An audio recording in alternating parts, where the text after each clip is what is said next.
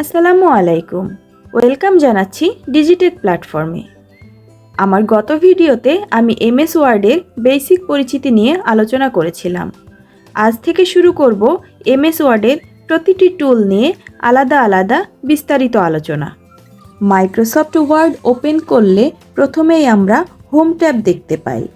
Home tab হলো MS ওয়ার্ডের প্রধান ট্যাব, যা দিয়ে আমরা সাধারণত টেক্সট ফরম্যাটিং, প্যারাগ্রাফ সেটআপ এবং এডিটিংয়ের কাজগুলো সহজে করতে পারি।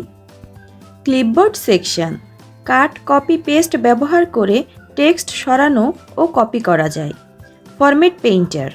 ফরম্যাট পেইন্টার দিয়ে একটি অংশের ফরম্যাট অন্য অংশে কপি করা যায়।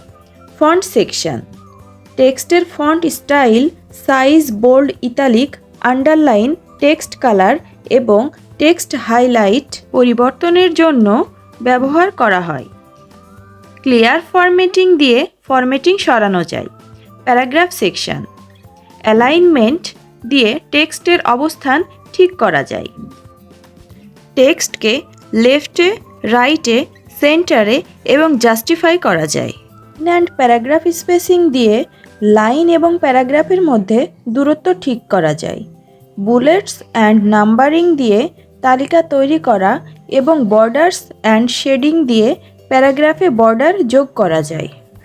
স্টাইল সেকশন, দ্রুত ফরম্যাটিংয়ের জন্য বিভিন্ন স্টাইল ব্যবহার করা যায় এবং প্রয়োজনে কাস্টম স্টাইল তৈরি করাও সম্ভব। Editing section, find and replace দিয়ে ডকুমেন্টে দ্রুত শব্দ খুঁজে চেঞ্জ করা এবং সিলেক্ট দিয়ে নির্দিষ্ট অংশ সিলেক্ট করা যায়। আজ তাহলে এ পর্যন্তই। পরবর্তী ভিডিওতে আরও ইম্পর্টেন্ট বিষয় নিয়ে আলোচনা করব।